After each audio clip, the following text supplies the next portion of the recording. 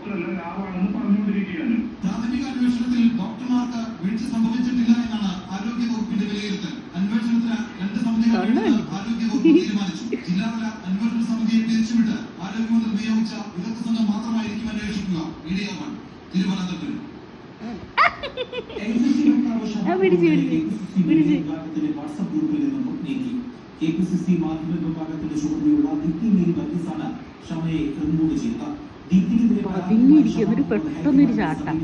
മലയാള ഭാഷയിൽ ക്ഷമയ്ക്കുള്ള പരിമിതി മൂലം പാർട്ടിക്ക് അവമതിക്കുണ്ടാക്കിയെന്നും നേതൃത്വത്തിന്റെ തീരുമാനപ്രകാരമാണ് ദീപ്തി മേരി മലയാളം ചാനലുകളിലെ